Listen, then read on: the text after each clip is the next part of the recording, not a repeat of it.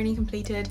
Today's video is going to be a makeup look. I asked on Twitter which video you guys would rather see this Wednesday, and as of right now when I'm filming it, the spring makeup look won on the poll, so that's what I filmed for you guys. I'm wearing a nice spring shirt despite the fact that it is literally grey and overcast and horrible outside. We have been having some spring weather though, and I've just been in the mood to kind of do some springy kind of things. So I did this like really hot pink eye, and the shape of this eye makeup, I've seen a lot of kind of cool girls on Instagram doing this kind of like really defined crease, like not a cut crease by any means, but like a defined crease with a hot bright colour in the crease and then like nothing on the lids really. So I did that. I contrasted it with like a cool toned, more muted lip, but I also have kind of like pinky on the cheeks. Very, very vibrant, and I haven't done a colourful look like this in a long time. I don't really do colourful makeup that much on my channel, so I thought that it would be fun to play around, and if you guys enjoy it then I'll definitely do more videos like this in the future. I hope you guys enjoyed this video, and I will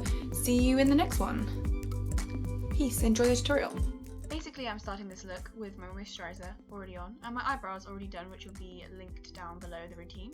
And then I'm priming my eyeballs with the Urban Decay primer potion. And I wanted to let you guys know that I was watching Jeepers Creepers 2 while filming this video for my dissertation, so if I look distracted, it's because I am. I was kind of half scared because I was home alone. It wasn't that scary though. I'm setting my primer with the Kick-Ass powder by Swerve and Glory. It's just translucent. Because I'm using bright colours, I wanted to make sure my primer was set down to help with blending, basically. And then I am taking the Makeup Revolution Neutrals versus Neutrals eyeshadow palette, and I'm taking these two kind of like mid-toned, neutrally browns. One's more neutral, one's more cool, but yeah, I'm basically mixing those together on a fluffy brush from Morphe, and I'm putting them as my transition colour, and I'm hoping you can see the shape that I'm trying to do. Basically, I'm using it on the outer corners of my eyes as the transition shade, and then through the crease and into my inner crease, but like quite high up near the front of my eyebrow on my inner crease. I'm trying to create like a really defined inner crease area. I've said inner crease so many times, I don't even know what I'm saying, but basically I'm trying to create a defined inner crease area. You'll see when the bright colour is put down. Basically then I am taking my Morphe palette full of Makeup Geek eyeshadows, and this is simply Marlena from Makeup Geek, like I said, and it's a hot pink with a kind of like magenta-y purpley undertone, I think. And I'm taking it on a Tarte brush, the double-ended one that I like. And I'm kind of building this colour up slowly because I was a little bit scared of going in with way too much at once and being completely unable to blend it out, which I think was a mistake now because it's not showing up as bright on camera as it did in real life, which sucks. I still think it looks cool on camera, but in real life it was like a really, really, really bright pink, and it's not showing up that way on camera. Basically, I'm putting it on and then blending out, putting it on, blending it out, and I'm keeping to that shape that I was describing before, where I'm going quite high up into my inner crease to create, basically, I wanted a really like defined inner crease area. Oh yeah, and some white guy said he was oppressed in Jeepers Creepers 2. That's why I looked shocked, because he said that he was oppressed. I don't know, it was weird.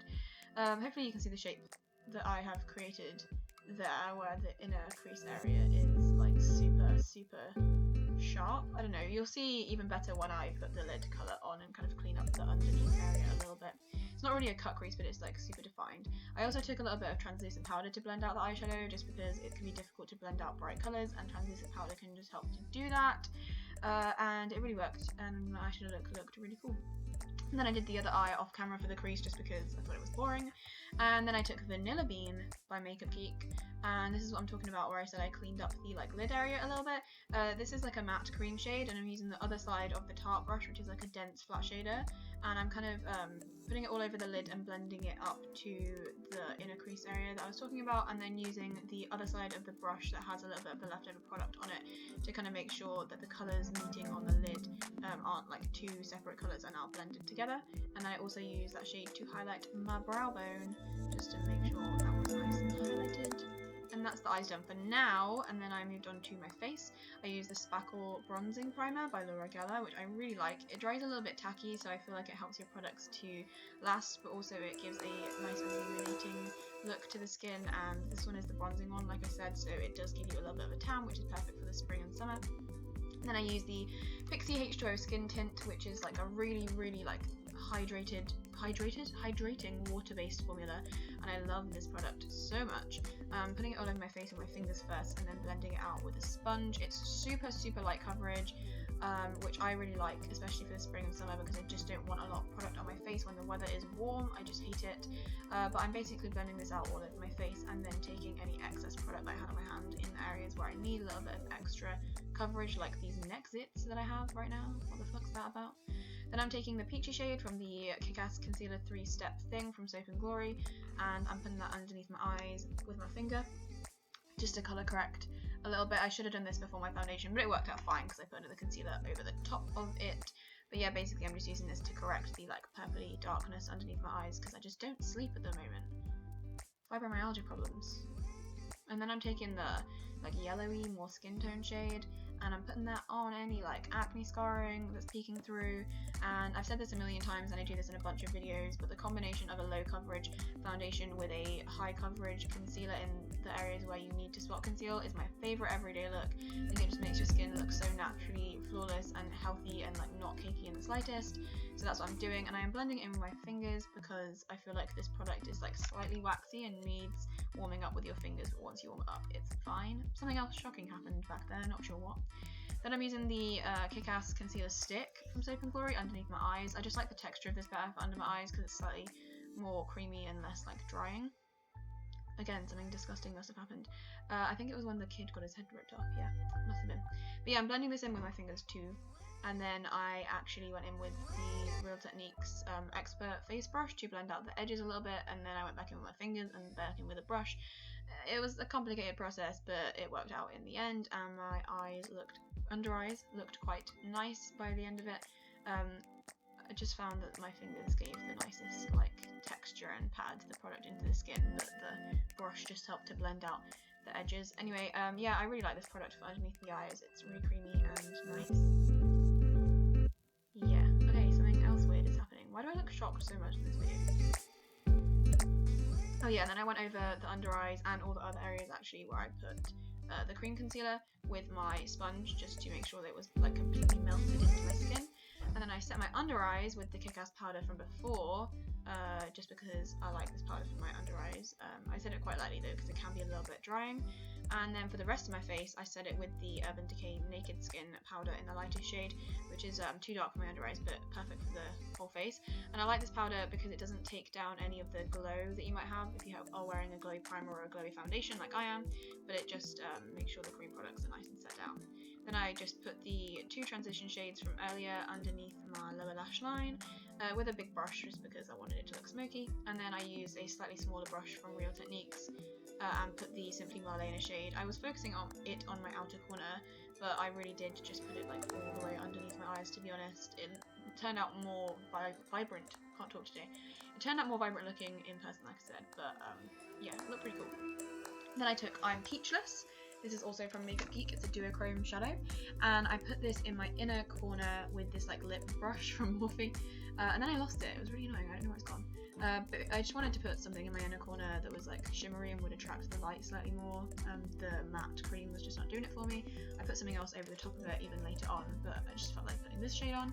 And then here's where things start to go downhill. I tried to like map out where I was going to draw my eyeliner wings with this Colourpop gel eyeliner, which I love, and this Swerve liner brush, which I love, but today it just wasn't happening for me. I don't know why, so I had to clean it up a little bit. Anyway, I basically mapped out where my wings were going to go, but I actually ended up doing the rest of my eyeliner with the Soap & Glory Supercat eyeliner pen, just because I prefer doing my like lid liner with a pen because I can create a really like fine tapered inner corner and stuff, and then I prefer doing my wings, or at least like mapping them out like I did there with the gel, because it lasts longer and also it's just a little bit easier to do it with that Swerve brush that I was talking about. But basically I created quite a dramatic liner look for this, way more dramatic than I would usually wear. The wings are like way bigger than I would usually wear, but I think it looks really, really good with the shape of the eyeshadow and also just with the colours and stuff. I feel like it needed a dramatic eyeliner look. So yeah, I'm tapering off really far into the inner corner into a really, really like skinny line, like I said,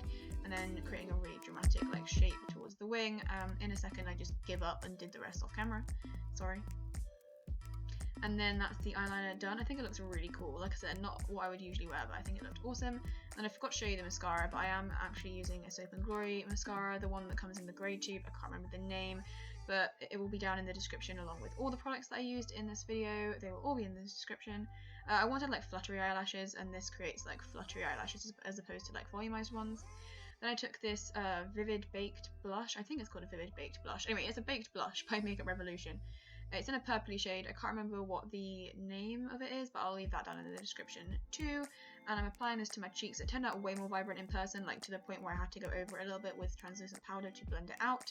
But on camera it's not coming across quite as bright. It was like a purpley pinky colour that matched the eyeshadow really, really well actually. And then I'm using the Vivid Baked highlighter from Makeup Revolution. I think this is in Pink Lights, and I'm using it on a Vintage Cosmetics Company fan brush on my cheeks and then up into a C shape onto my temples. That's how I've been wearing my highlight lately. I think it looks really, really beautiful and like glowy. And then I also put a little bit of it onto my nose and my Cupid's bow. And then I also took a little bit on my inner corner with a different inner corner brush because, like I said, I love my other one.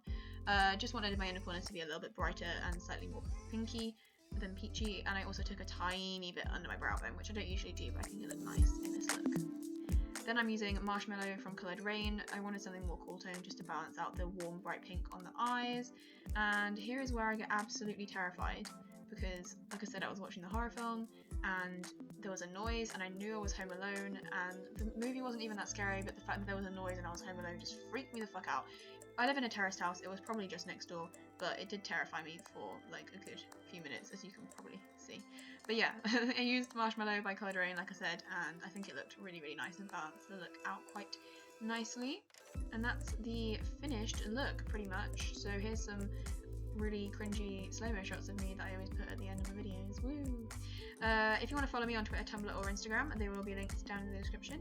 Don't forget to give this video a thumbs up and subscribe to my channel if you enjoyed it. Like I said, all the products I use will be in the description. I said this in the wrong order than what I usually do, but oh well. Thank you guys so much for watching. I hope you guys enjoyed it, and I will see you in my next video.